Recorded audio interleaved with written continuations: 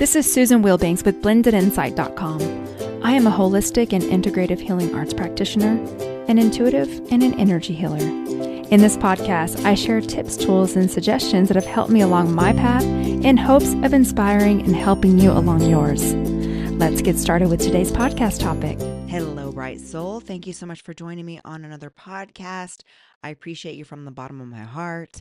And I am just getting settled back in after a wonderful trip to Mexico. My daughter and I went to celebrate her birthday, and it was so phenomenal. Oh my goodness. Just getting some beach time, some warm weather as we're going into the fall season here in Colorado. But y'all, I am not used to that level of humidity and heat. It was really interesting. And I like tropical climates, so I feel like I'm kind of used to humidity, and I've lived in humid climates most of my life. But I've been in Colorado for a while, and it's bone dry here. And my hair was so frizzy. My hair was unmanageable. It was absolutely unmanageable. And first thing in the morning, we are already burning up, sweating hot. I'm like, oh my Lord. And I would wake up before my daughter. I would go, oh my gosh, it was so sunny and beautiful and on the beach. And I would get up and go have a pre-workout breakfast and some coffee. And then I would go work out. And working out in that humidity was intense. It was so intense. I just kept thinking, is it just me? And it was crazy because the people there are so acclimated. So the staff, they're in slacks. They're in slacks. And some of them were in long sleeve shirts, and I am just blown away. I'm amazed. And like, there is absolutely no way we're in bathing suits about the entire time. And when we're wearing sundresses. I'm like, okay, it is burning up here. And I was so ticked at myself because I like to exercise in leggings. I don't like to exercise in shorts because if I'm doing cables on my legs, I don't want the cables touching my bare skin. So even in the summertime here, I always I always wear leggings. And I was like, note to self, when you come back to Mexico, sister, you better bring some shorts to work out in because this is not gonna we're not doing this again. Because the only time I'm wearing pants is during my workout, and it's inside, it's indoor. And I'm thinking, is the air conditioning on? It is like working out in a sauna. So here in Colorado, they've started putting up all these boutique studios called Hot Works. I'm not going. It sounds like a horrible idea.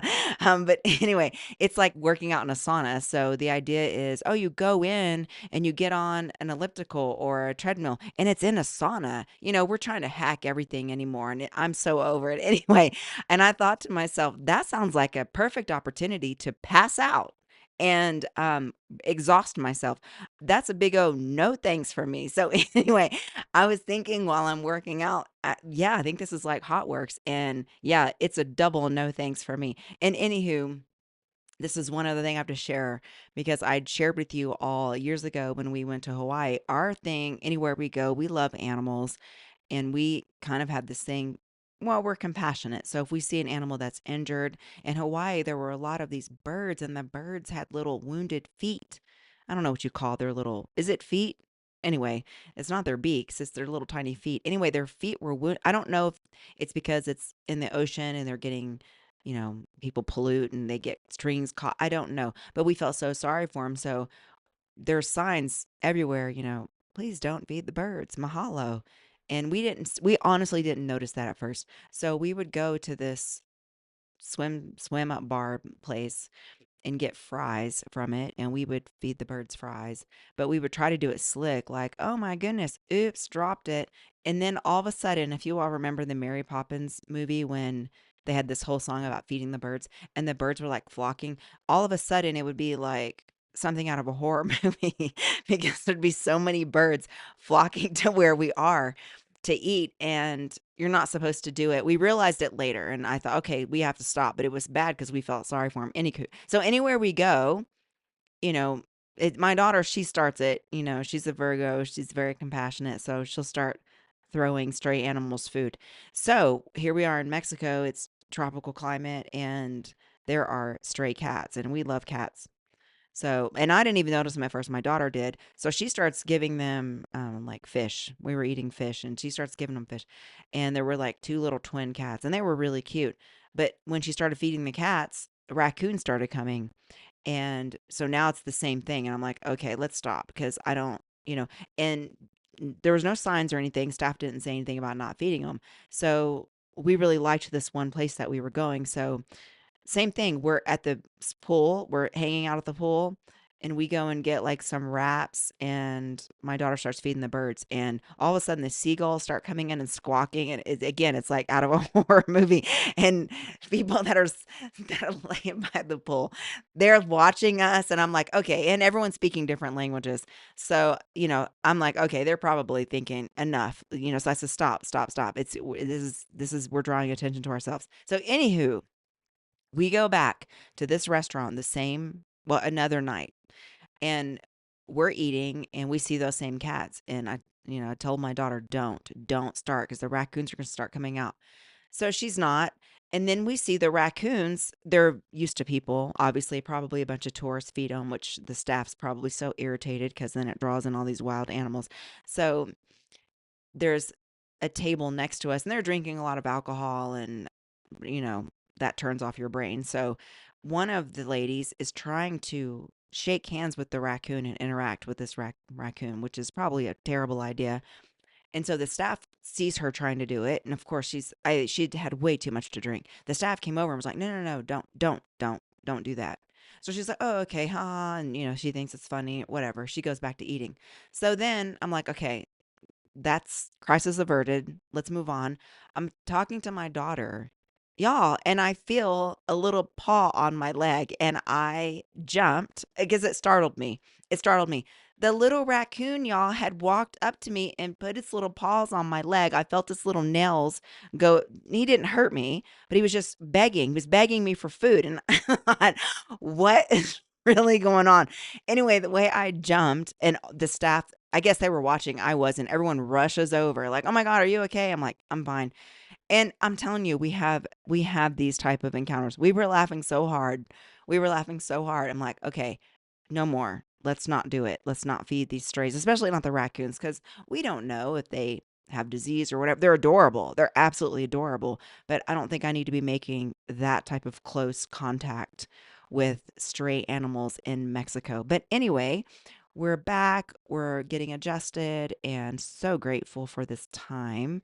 And I'm going to go into the topic for today because we are getting into inflammatory conversations. We're getting into the fall season where here in the US we have an election coming. So now everybody gets to take out their rage on the world. I'm just kidding. I'm kidding. But you know how it stirs everything up. And it's something to talk about because it can be really challenging, especially for people who are sensitive and we're compassionate and we want to stay aligned with our truth. So there's lots of things that I want to talk about, but the first thing I want to talk about before we go into the political piece of this is in the collective, even within yourself, there are major levels of consciousness. There's a survival consciousness, and this is where most society operates on. Probably you, at any given time or one time or another, primarily operated in this consciousness level. So, this is where you're primarily focused on survival, materialism. You're probably in fear of scarcity, insecurity, and the competition is what dominates this. So this is where people think there's not enough for everyone, and the ego is the driving force. So it comes through a lens of separation, and that can often lead to conflict. It leads to greed, control. It's dominated by fear-based thinking. People need external validation, and so navigating this is just recognizing, oh, okay, this person is at this level. Let me ground myself by not engaging in this conflict. Let me focus on my inner calm. I know it's easier said than done. We're going to talk about this. But first of all, just having the awareness can take you out of the triggered response or the reactionary response. So the second thing, and we've all been through these phases. We really have. So that also helps to just shift yourself and say, okay, I was here once too. We're all at different levels. We all came in here to learn different things. So let me focus on where I'm at, what I can do, my path. So the second stage is the awakening consciousness. So this is where people start to question reality. They start to wake up a little bit. This is where you're like, that societal norm doesn't work for me. Or they're thinking, like, what's my purpose in life? And this is where you start seeking answers and you start looking beyond the material world. Like, there's got to be more than this. And you start embracing your spiritual concepts. And no matter what that is, sometimes it's religion for people, and which is fine. Religion is for you. It's whatever connects you to your source. So in this stage, people often have internal struggles because they're shedding their old beliefs, their patterns are challenged. And there's also this growing awareness of personal power, interconnectedness, and then you start taking self-responsibility, which is really the catalyst for change. And usually during this phase, people are looking for spiritual knowledge. They're starting to seek it out. And then they're shifting toward more personal empowerment, personal accountability, and they're trying to release those limiting beliefs. And I know you and I work on this a lot. So, a lot of times when you're in this stage, it can feel overwhelming because you have all these new insights. You're not quite into this new reality yet, but you don't fit into the old paradigm. So, you're kind of in this stuck in between phase where you're figuring it out. So in this phase, you just got to be patient with yourself and connect with other people. Meditation, journaling, breath work, energy healing, all those things help you process those shifts. And then we've got like the unity consciousness. And I think this is where a lot of us strive to be. And you may dabble in and out of this space, but this is that expanded consciousness where individuals start to operate from unconditional love, service, a deep understanding of the interconnectedness of all beings. Your ego starts to dissolve. You start living in alignment with your soul's purpose. Your fear and judgment are no longer playing a role in decision making. And you've got this deep sense of trust in the flow. You get this peace and surrender that's like, okay, things are working out. I already know I'm not in control of all this. There's something way bigger than me and just my little world going on here. So it starts to be this more expanded state. But the consciousness of you as you're shifting and changing can sometimes get uncomfortable with people who are not there yet. So, really, you've got to navigate by staying centered with your spiritual practices, but then having compassion where other people are. So, the way to identify your stage is really just tuning in and asking yourself, do I often feel anxious or fearful, especially about external events or the future? Because if you are feeling that way often, then that's your survival consciousness kicking in. And again, we can all kind of weave in and out of different, stages, even in one day, but it's where is your predominant stage? So the other thing is, are you drawn to spiritual teachings and personal growth? If you're listening to this, you are. But if you're still feeling like you've got a lot of internal conflict, then you're probably in the awakening stage because you're working that out within yourself. And then the next thing to ask yourself is, do I feel a sense of peace, trust, and unity even in challenging circumstances? Because if you are here, then that would suggest you're probably primarily in unity consciousness. So most people flow between these levels during their journey, and that's normal. But the key is just to be aware at any given time, especially as things start to kick up. So once again, compassion for other people's journeys, that has helped me so, so much, is just reminding myself everyone is at a different stage in their conscious evolution. It's not my job to wake them up. That's their soul's job. That's God's job. God could use me to be a tool or a vessel, but that will come from an intuition. It won't come from my forcing. And I talk about this a lot over the years. People will say, oh, this person needs to hear this healing. Or I've even been to classes. We're in the class, we're there to learn something, and then someone stands up, such and such really needs this. No, you're the one that needs it, because you can plant the seed and offer it.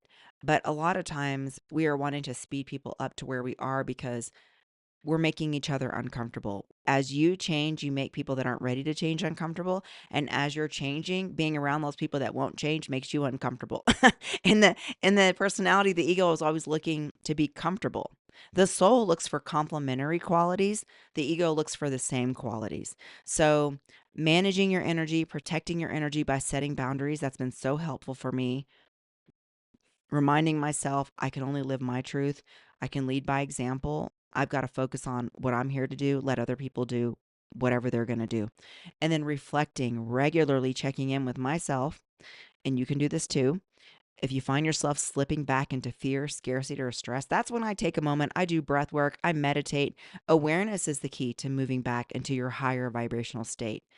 And then balancing your spiritual practices with everyday responsibilities is so important. That's my whole message. I feel like I'm the practical spiritual practitioner because I know in this world, especially when I was first starting on this journey, it's like everyone that was doing energy healing, I know it's come a long way since I started, but they were so disconnected and in the ethers, and I find this really common in plant medicine communities, and I'm not going to go into that.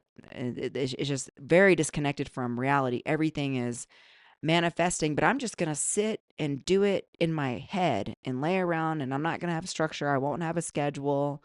And they're so disconnected from anything to do with the material plane, which is the reason we came here. So for me, it's bridging both and being a productive member of society, doing the very best, doing the work, getting those spiritual insights, but then actually doing the work. You know, the Bible says faith without works is dead. You get the information, but then you have to act on it. It doesn't mean now I'm just going to float and only if it feels good. Change doesn't feel good.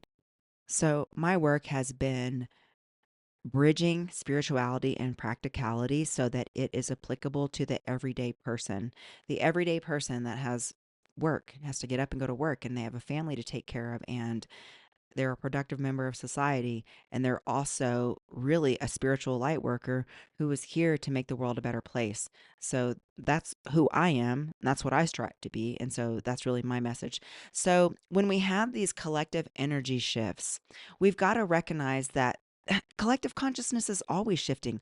Global events, social movements, even celestial alignments like solar flares. I don't know why I'm tripping over words today. You know, y'all listen to me regularly. You know that just happens sometimes. I'm probably still on a different time zone.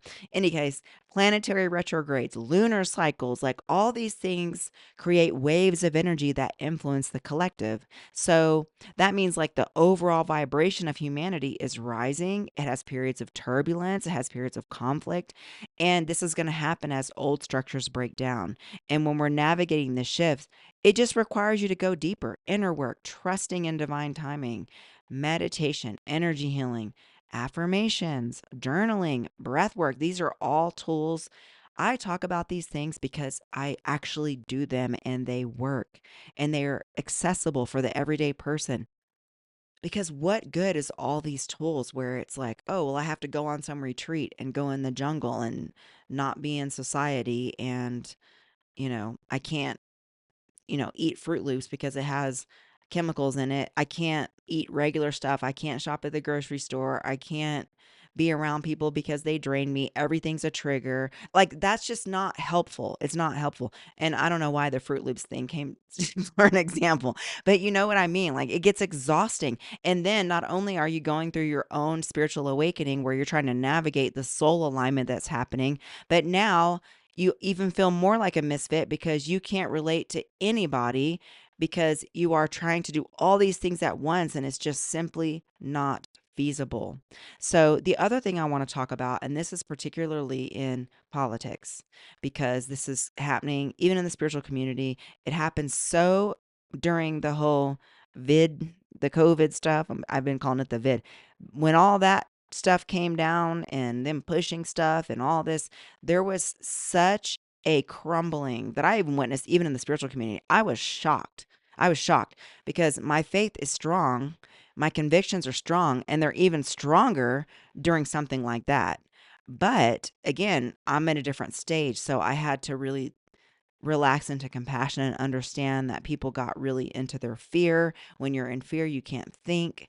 And I've been in fear. I get it. So once again, this is getting stirred up. So here is what really helps. It's understanding there are levels of truth and there are levels of perception. So for you and I, we might see something one way because that's the lens in which we're viewing.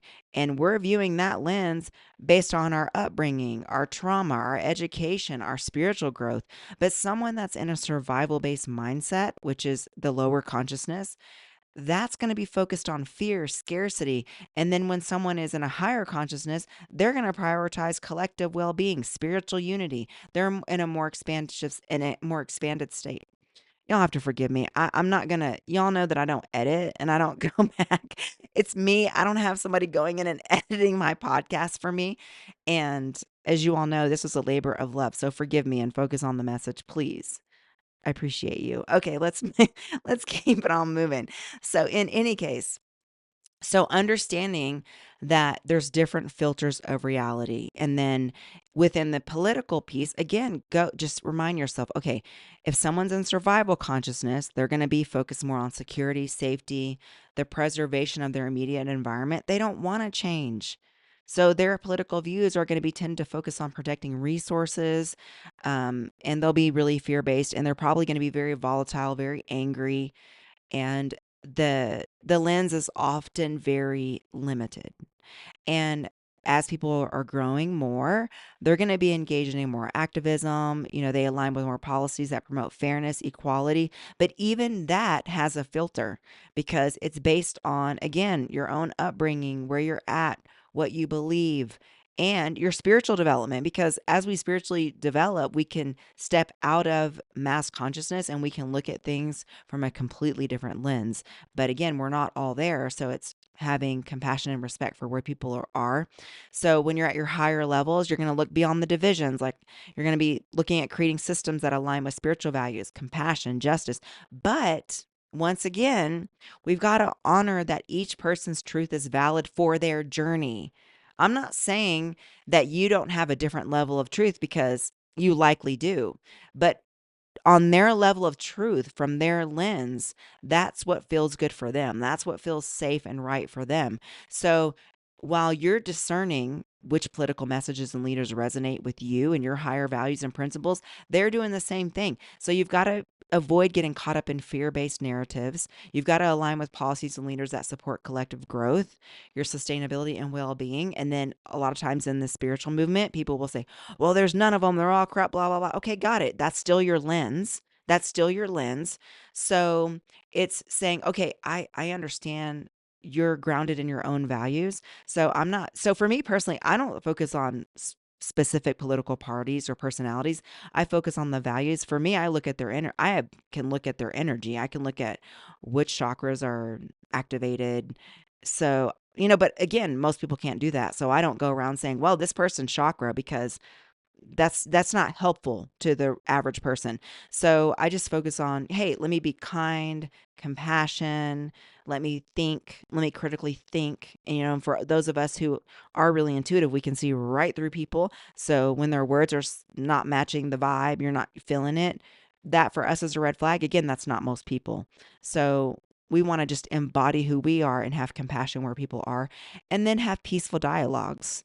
So if you approach it from a place of love and understanding rather than judgment, and again, recognizing, hey, they're on their unique journey, I'm on mine. I can't force someone to see the world as I do, just like they can't force me to see the world like they see it. So if someone is insisting on the conversation, which I don't even go there, here's my answer. I've decided I'm not going to go into that with people. Period. I've decided I'm not going to go into it. But if you're one of those people that want to engage and you can share your perspective calmly and offer compassion when other people disagree, then I think that's okay. We got to set our energetic boundaries because it can be very draining, especially during these seasons.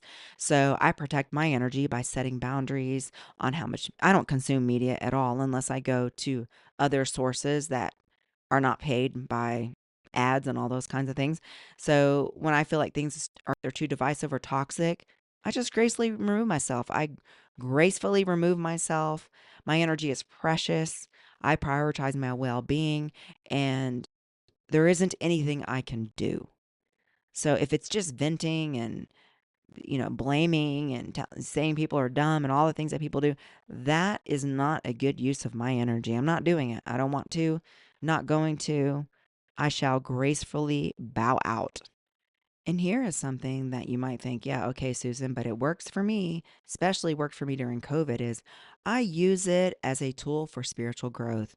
I observe how the discourse affects me and others emotionally, mentally, and spiritually. And I pay attention. Am I triggered by certain conversations? Do I feel defensive or fearful? And checking in with myself. And then exploring my own emotions with compassion and curiosity. When someone is irritating me because they're all revved up and hateful, or they're behaving, I've watched a lot of people just absolutely crumble who I thought had a really good foundation, and they actually just bowed out of the spirituality altogether. They stopped doing the work. And so went within with that, like, okay, that's their journey. So let me have compassion and curiosity and view this as an invitation to do my own inner healing work, release any old patterns of fear or judgment. So you can always, everything is an opportunity here for our growth.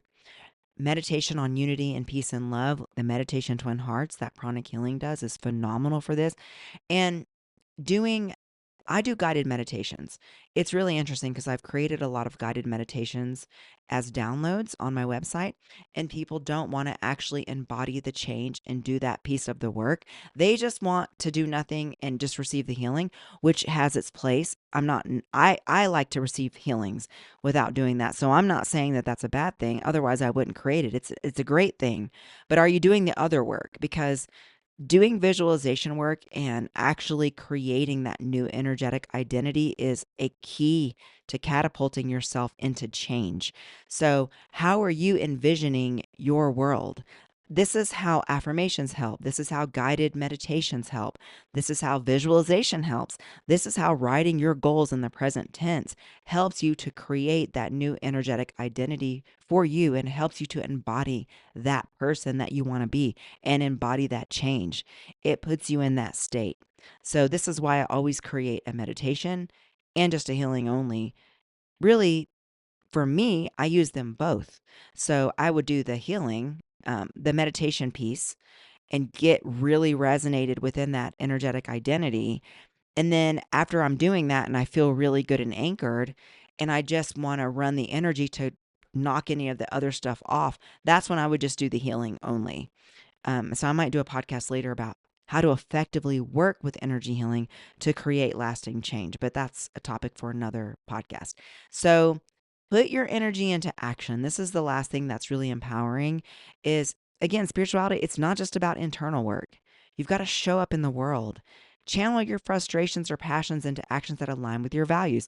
Volunteer to support causes that promote healing or contribute to organizations that align with your vision. That's what I do. I donate to organizations that are helping be the change. They're actually empowering people. They're helping. And that also helps you to sow good karma and contributing to changes that you want to see. And just remember, people have a really deep need to be heard and validated. So instead of engaging in the heated debates, try to actively listen and hold space for others, even when their opinions differ from your own. Because, when you get activated with them, the conflicts just escalate because that's what they want, especially if they're in lower consciousness levels. So I just offer a political, peaceful interaction. Honestly, I just go like deer in headlights. I can be compassionate, but I'm setting shields when someone is getting volatile and angry, and I understand why, but I don't have to join the party. So when you're navigating the landscape through a lens of love, compassion, discernment, that's how we help raise the collective consciousness. So that is all I wanted to offer. And this goes for everything. This isn't just political. But I know right now it's been kicking up and, people want to engage it. And it's interesting because people will use their social media platform. All of a sudden it becomes I'm going to post all this information about my personal views. And it's never once changed someone's mind on the other side. It doesn't. All they do is get people that agree with them to engage, or they get someone that doesn't agree to argue. And I'm all for sharing whatever you want to share on your platform. I don't engage in those things or get offended. I'm not easily offended anyway. I see exactly where they're at, but I don't energize it. I don't engage in it. I just keep scrolling. I just move on with my life and focus on what I can do. And the same is true for lodging hate and vile at strangers on the internet. I always know when I start getting, trolls that lodge stuff at me. They spend time and energy to write some vile comment or send some hateful email. The fact that you would even put that much in energy and effort into creating bad karma for yourself blows my mind because all they're doing is creating bad karma for themselves, and it doesn't do anything for it goes right to junk. Like, I read the first two sentences and then it goes to junk. I don't read anything else, and then I just bless and release because I already know that the karma coming is swifter than anything I could ever deliver, not because I'm someone special, just because that's the law. It's the law of karma. It's not my opinion of karma. It's the law of karma. And the same would be true if I was doing that, but I wouldn't do that because I know the consequences and I know there's no point.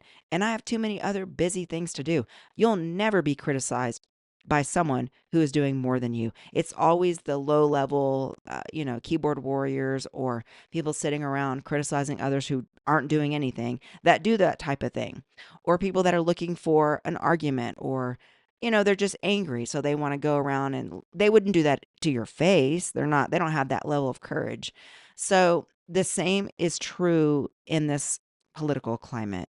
So stay grounded. This requires mindfulness. It's all the stuff that I teach and that I live. I live this stuff. It works. And I'm here for you. And that is all I wanted to offer. Let's go into a healing. You can uncross your arms and legs, focus on your breathing, and I will turn it on.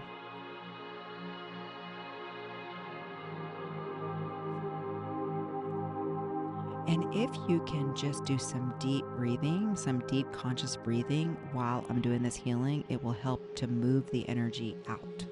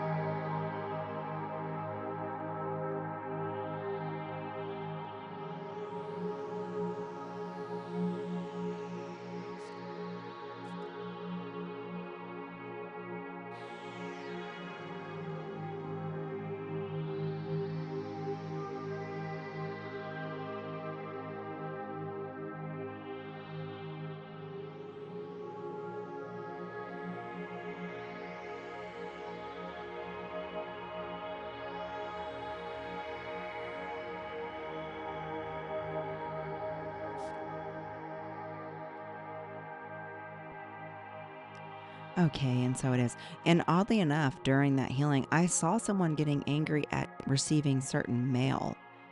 So I saw someone going to their mailbox, getting mail, and getting really activated over the mail. So I would invite you to think about all of the things that we talked about during this podcast on how you can really go within and figure out, okay, how can I shift this? What is it about this piece of mail that's angering me, and is it worth my energy? And this is a practice. And hey, we all are flawed. I'm so incredibly flawed. I can rant with the best of them. I am a professional ranter. People at work, they think I'm so funny. I am myself. I am authentically myself. I don't claim to be perfect. What I know is that I'm committed to this path and I want to be 1% better every day. That is my commitment. And as soon as I catch myself slipping, as soon as I catch myself, and the goal is to catch myself as quickly as possible, that is my invitation to shift it. And that's how we get better. And again, it's always a mindfulness, it is a conscious commitment to the work. So that is all I wanted to offer. And You all know you have an open invitation to Patreon. And if you want to check out my downloads, you can do so over on my website, blendedinsight.com. And as always, I appreciate you for being here, and I wish you a beautiful week. Take care. Bye-bye.